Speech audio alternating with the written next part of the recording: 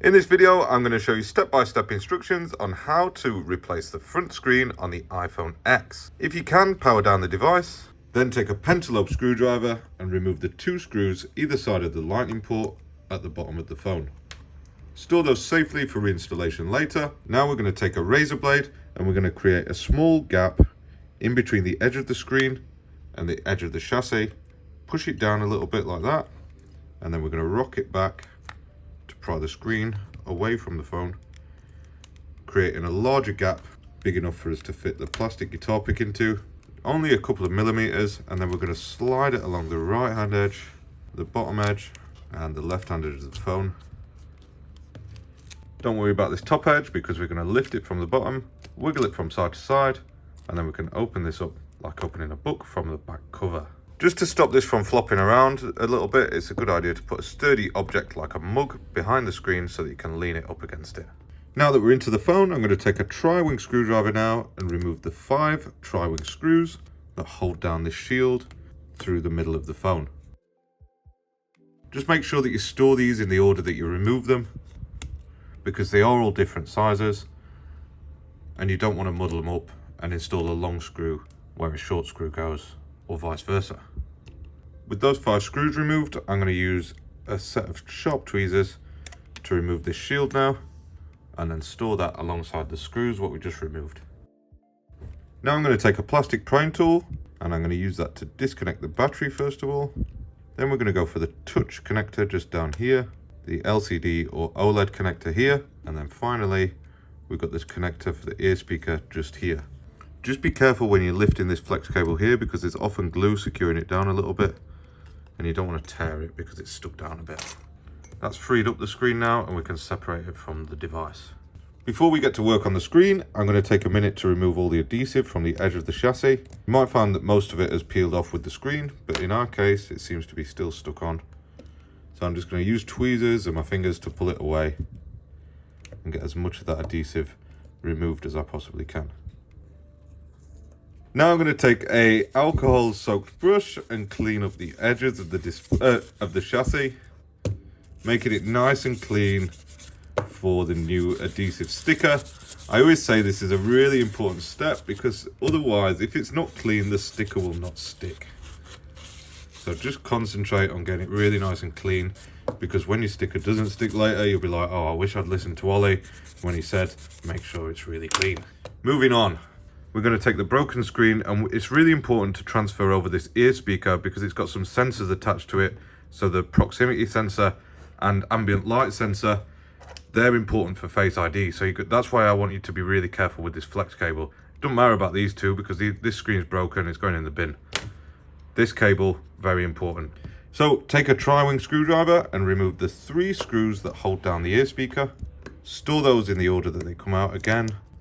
Then you need to carefully unfold the speaker like that. And in my case, it looks like this screen's been replaced before, so this thing is quite loose, but you might find that this is stuck down really well. You will need to use heat to soften the adhesive that holds it down. However, in my case, I can just lift underneath it very carefully with the tweezers and pry out the proximity sensor and microphone just like that, allowing me to remove it. That plastic thing should stay on the screen. Now we're going to get our replacement screen. I'll add a link in the description below on where you can buy one of these. It comes with the screen, of course, and the adhesive seal. To prepare the screen, we're going to remove any plastic films on the back of the display. Leave the one on the front, of course, because we're going to leave it laid down and you don't want to scratch it while it's on the desk. And now we're going to offer up the sensors first of all. So secure down the long sensor, making sure it goes into the little plastic slot that it sits into. Then the proximity sensor, as well as the microphone, and then holding it in place we're going to fold over the ear speaker and then re-secure those 3 tri-wing screws that hold it down. If you look carefully at this one, there is a little bracket attached to that screw. Just make sure that goes back in place as well. It's only a little grounding bracket and it will survive without it if it's already gone missing, but it's best to keep everything as original as possible. And then the smallest screw goes in this top left. Now that the new screen's prepared, we're going to add the dust and moisture resistant seal onto the chassis, and we're going to do that by peeling off the backing sheet, offering up the top left corner first, making sure that it lines up along this left hand edge, and then the rest of it should follow around all the edges just here, and then you can use the plastic spudger to secure down the rest of these edges before finally peeling off this top layer of the film. Now we can get our fully prepared new screen, and first of all I'm going to offer up the OLED or LCD cable and use my thumb to guide it into place. Once it's lined up with the connector, we're going to apply pressure until it clips into place. To line the rest up, you can bring the mug back and lean the screen against it. And for the touch connector, I always like to use the spudger because my fat thumbs always get in the way.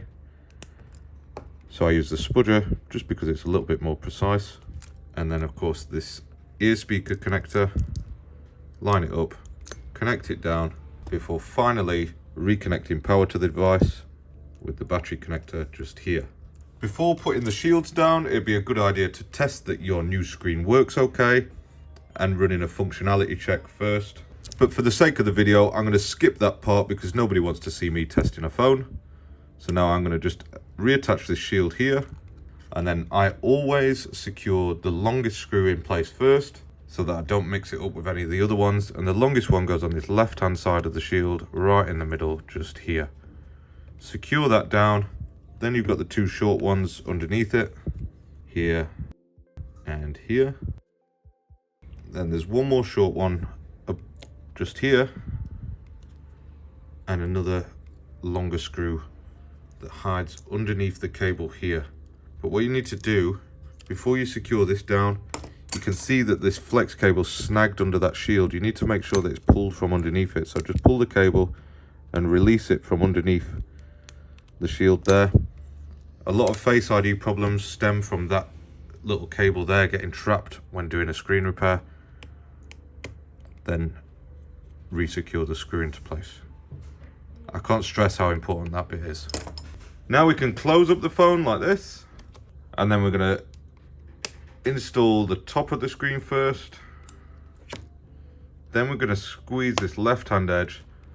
For the right hand edge, you want to make sure that this cable here for the screen is tucked away nicely, because there is a real risk that it traps between the screen and the chassis. You'll know that it's not right because this will not squeeze in properly, and whatever you do, don't squeeze it to try and get it in, because that's just ruining the touch cable and it will cause problems down the line. Anyway, the last two parts to go in are the two pentalobe screws here. Make sure that they go in because there's nothing more obvious that a repair's been done than leaving these missing. And that just about completes the repair. Thank you for watching. We'll just test out the screen and everything now.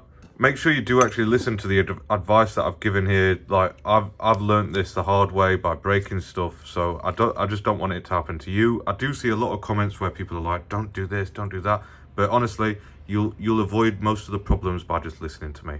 Thank you for watching, and see you next time.